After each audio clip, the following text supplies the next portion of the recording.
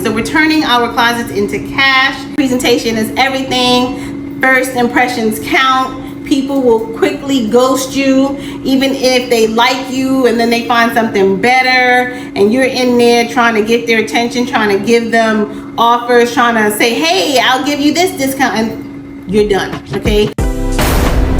Welcome to the channel, y'all. I'm Kima and this is Decollection. So this is the channel where we declutter with style, restyle with purpose, and resell for profits. Welcome to the Poshmark video. I'm so excited because I've been saying this, we're gonna do this, and today is the day we are doing this, or at least I'm doing this and you're watching me. Remember, this is part of our SMART goal for the year: decluttering, restyling, elevating, and making a little bit of money. So we're turning our closets into cash. All right, so let's get right into it. I have 3 basic tips for how we're going to sell our items on Poshmark. I had to research and learn some of these tips because, you know, I've only ever tried to sell one item on Poshmark. It was just on there too long and I was just like, never mind, I'm just gonna wear the bag, whatever. We're going to seriously try to sell. I have a few items. I have these Fendi shades. I have this very obscure random bib bead necklace thing.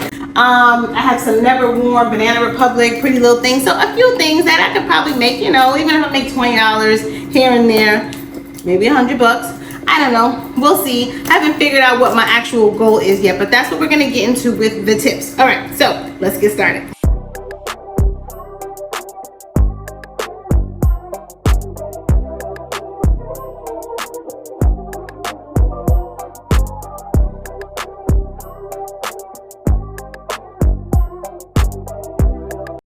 Okay, so tip number 1, presentation equals profits. Okay, so just think about all of the things that you buy and the things that you buy online. If it doesn't look good, you're not gonna buy it. Of course, when we go to like professional, you know, brand name websites, all of the places you shop online, you know, your Zara's, your H&M, your Gap, your Banana Republic, your Nordstrom, they have the best lighting, they have the best photography, all of that stuff. That's why it sells. That's why they can ask for the prices that they want. Now, we don't have that, okay? But we can try to present the best product possible. I don't know about you guys, but if you shop on Poshmark a lot, then obviously you know that that is important. Think about the things that attract you on Poshmark. It has to look good. So personally, I like when people have not only the actual picture, but I do like 2 things. So I like when they have styled pictures. So if you bought a picture of it online where it's styled and it's professional photograph from the website, include that, but do not stop there. You have to actually include the pictures of the actual item, okay? And you want to find a place in your home or wherever that has the best natural lighting. Natural lighting is key. I also like the idea of trying to get things like this, a bus if you can, to present your items. If you don't have that, it's okay. I guess I won't have it either. If you don't have that, it's okay. You know, obviously you can have it on a hanger like this, but make sure you use the best possible lighting. And this right here is not even the best possible lighting. So I'm probably gonna have to move this, take it outside to the patio somewhere and try to get some really good shots. So one of the things that always stands out to me when I'm looking at items on Poshmark are the styling of it. So again, if you could find a picture of how it was originally sold online and it's styled in all of its glory, use that. But again, that can't be the only picture that you use. So another thing is that you also have to be honest with the presentation. So you want to take as many pictures as possible of the item. So you want to show, like for example, if I'm selling this, I'm going to show pictures. I'm going to take pictures of the clasp. I'm going to show pictures of the details. If you have clothes, you want to show, you know, they show like the people have the measurements, they do the measuring tape on it, the length, the width, all of the things. You want to show how seaming looks. You want to be completely honest with buyers about what they're getting. And that's going to help you in the long run, because if there's a dispute, then Poshmark could possibly side with the buyer. If they're like, oh, they sold us something and it had a hole in it, or, you know, it was missing something, or something was slightly tarnished. Something that maybe it would not have been a big deal if somebody knew in advance, then they can make a decision having all the information. So take the pictures from every angle, try to find some nice pictures of it already styled online if you can.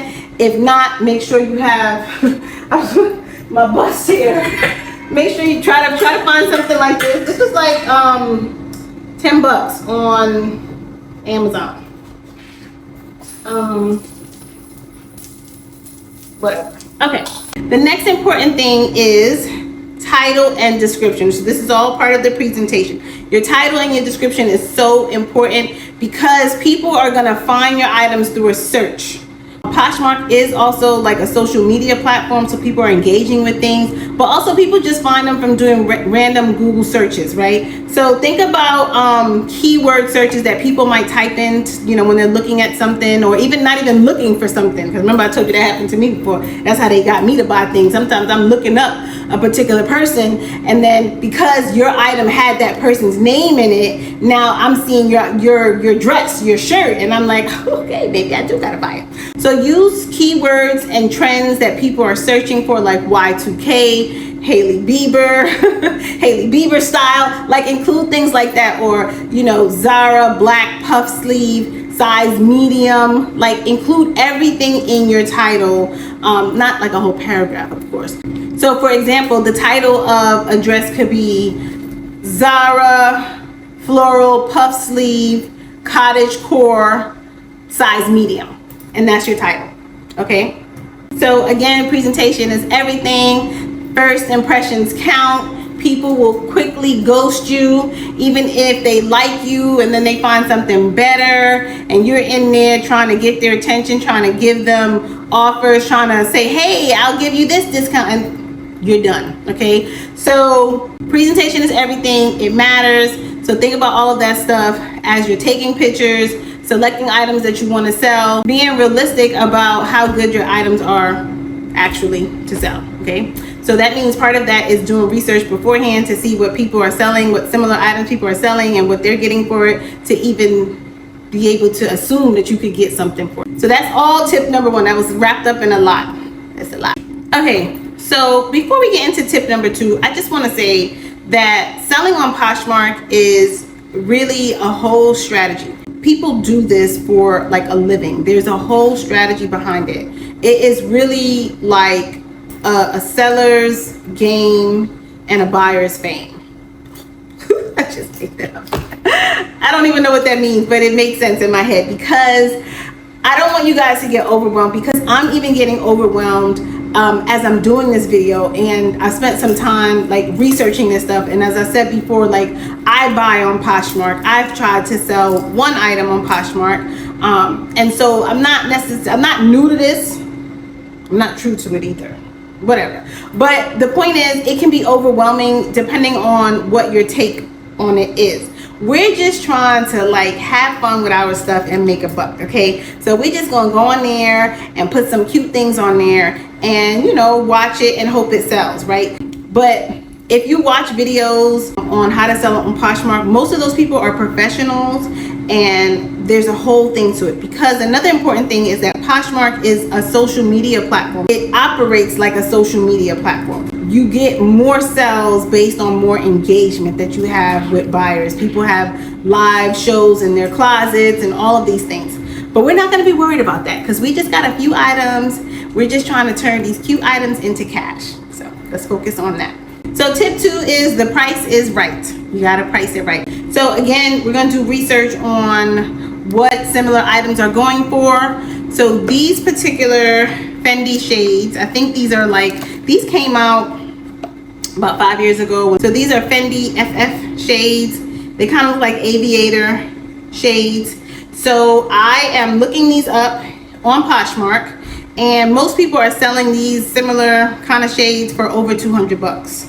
The cheapest I think that I've seen is about 188, within that range, which is good for me, because I'll be glad to just get 100 bucks for this, because I've had it for quite some time now, and I think I paid about that range. I paid like $220 or something like that. I got it from one of those online websites like Sunglass Hut or something like that. So whatever. So pricing is important. So what you want to do is type in some keywords on Poshmark for the item that you have, and just kind of look at the range, and you want to be like right there in the middle. Okay? You don't want to price too high, And you don't want to price too low either, because you're not giving away stuff. Like, if that's the case, you can just give it away. Okay, so how we're going to actually determine the price once we figure out like what the demand is. There's all kinds of formulas for two things that you need to consider. One is that Poshmark is going to take a cut off the top, because that's the whole point. Like, you're selling on their platform, so they got to make some money too. So they take 20%. So if I know that I want to make $100, right, I need to at least start thinking that, okay, I got to price this at $120, right? But then there's other things to consider. Okay, you got to consider your buyers, right? People who buy from Poshmark, they're buying one used item, so they know that they can negotiate. It's kind of like eBay, where you know you can offer prices. So even if something is cheap and I'm like, oh my goodness, $120, that's a good deal, I'm gonna also know that I can negotiate that price. So I'm gonna then try to say, well, would you take 105? You know, people offer all kinds of things. You don't have to accept it, obviously. Another important thing is too, something like this, I wouldn't want to price it too cheap, because then that starts to look a little bit suspicious to a reasonable buyer. You know, like, if it's real, why would they be selling it for, I don't know, I'll pass.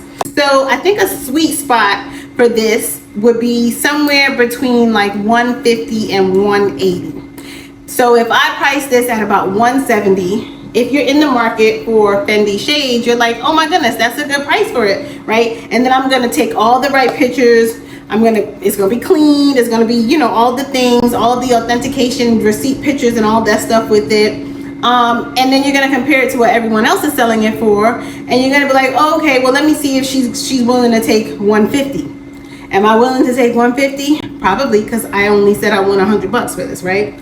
So you want to think about that. There's a whole formula. I will post that over here so you can see that. Some other items that you want, let's say I want to make $30, I'm probably going to post it at about $38. Same math and all that stuff. You can offer shipping discounts that should not affect your total like earnings, because buyers have to pay for shipping, so that's not included in the actual price. But you can offer selling discounts as well, which means that means you're going to cover more of the shipping fees. So think about all of that math.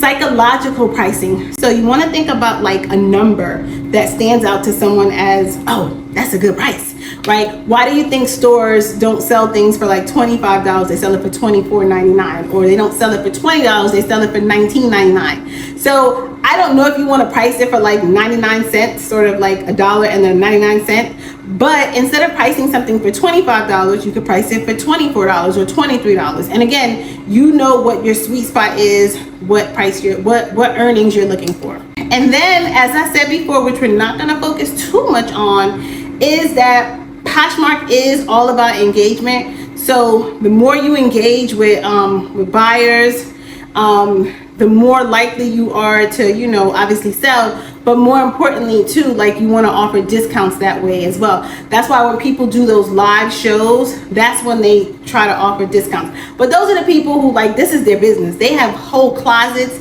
they got studios with stuff.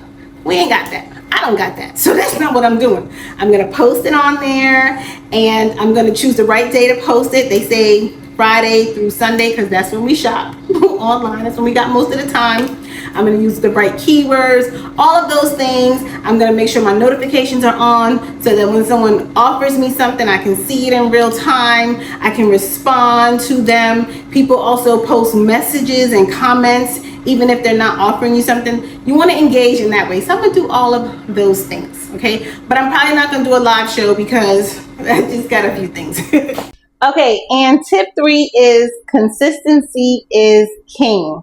So remember, we said that Poshmark is an engagement selling platform, so it operates kind of like a social media platform. And as with everything now, the algorithm rules the world. So the algorithm is going to reward you as a seller based on the more you engage with not only potential buyers and people who are inquiring about the item, but also with other sellers, right? So you have to be consistent in going on every day, reposting and sharing your listing, following other people, sharing their listings. I know it might seem like a lot, but maybe it's not that much. We're going to try. We're going to see. Okay. Another thing too is consistency in listings. So we don't have a lot of stuff to do. We don't have a whole closet, a whole studio, a whole warehouse of items. We're gonna keep our day job. We just got, we got this romper here. We got a dress. We got this blazer dress. We got some shades. We got about a handful of things. Okay, but instead of me listing them all at once, I'm gonna list one a week or maybe two a week, right? Because that feeds the algorithm. The algorithm wants to be fed consistently. So instead of me just putting out one batch, I'm going to list them over the course of a few weeks. So we'll see how that works out. And another thing with consistency, just in terms of your customer service. So your customer service has to be on par. Having yourself as a, when you write your bio, describe yourself as a 5-star seller, and be attentive to people who are interested. When people, ask questions, always say thank you for your question or your comment, what have you. And then when you get a sale, yay, your packaging, your presentation is important too. So you make sure you package everything nicely. I love the sellers that give me a little extra gift in there. Sometimes they give you like a little makeup sample. Sometimes they give you like a little keychain.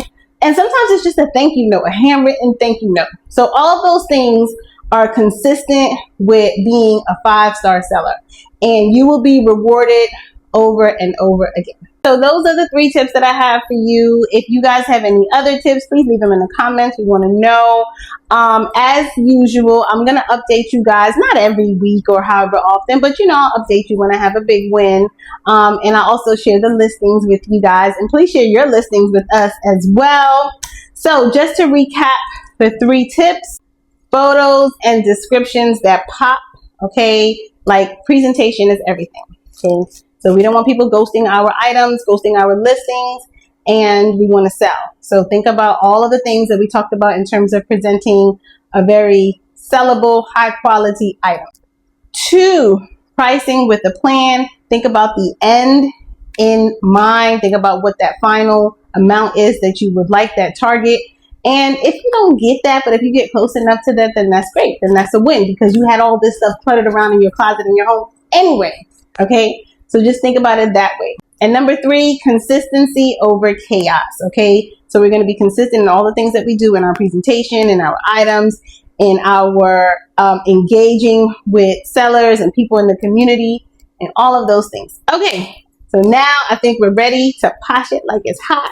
We're going to go forth. We're going to go forth and make some money because that's what we set out to do. It's part of our SMART goal for the year. And just continue to elevate all of the things. All right. So I am Kima. This is Decollection. Don't forget to like, subscribe. So hopefully you learned something and you can share this with someone else. And I will see you next time. Bye.